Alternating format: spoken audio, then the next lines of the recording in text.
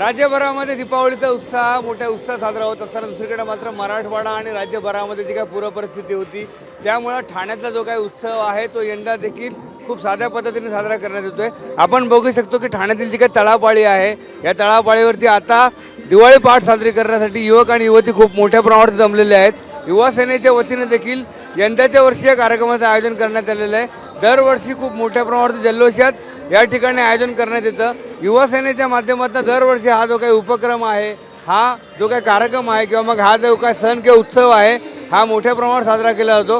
हा जो काही उत्सव आहे की या उत्सवाच्या माध्यमातून खऱ्या अर्थानं तरुण आणि तरुणी यांना एकत्र येण्यासाठी हा संपूर्ण जो युवा सेनेच्या माध्यमातून सर्वांना एकत्र केलं जातं। मात्र यंदाच्या वर्षी राज्यभरातील पूर परिस्थिती पाहता हा जो काही उत्सव आहे किंवा जो काही उत्साह आहे खूप साध्या पद्धतीने साजरा केला जाणार आहे।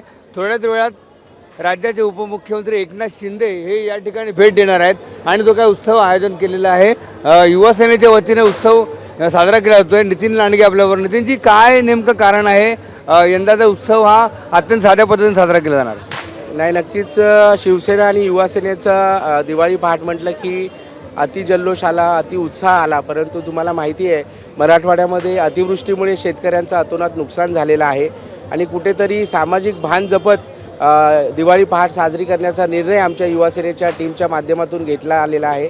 तुम्हाला माहिती आहे आपले सर्वांचे लाडके उपमुख्यमंत्री एकनाथजी शिंदे साहेब यांच्या माध्यमातून आणि सरकारच्या माध्यमातून मराठवाड्यातल्या शेतकऱ्यांना मदत नाही तर एक कर्तव्य म्हणून सातत्याने मदतीचा ओघ तिकडे चालूच आहे।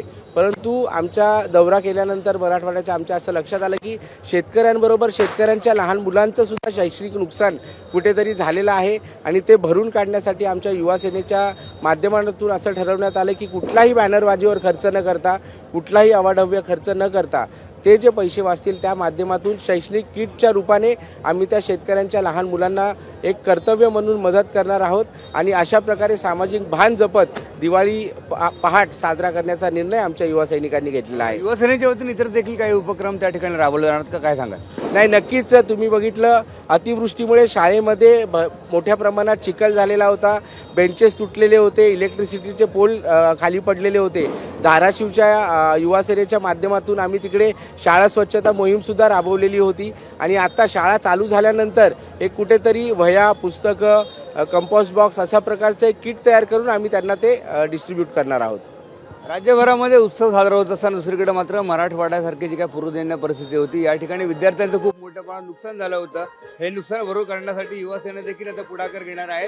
विद्यार्थ्यांना शैक्षणिक मदत दिली जाणार आहे असं देखील युवा सेनेच्या वतीने सांगण्यात आलेलं आहे। कॅमेरा सुशांत विकास काटे, साम टीव्ही न्यूज, ठाणे।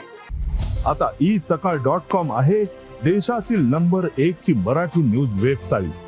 प्रत्येक अपडेटसाठी isakal.com ला नक्की भेट द्या।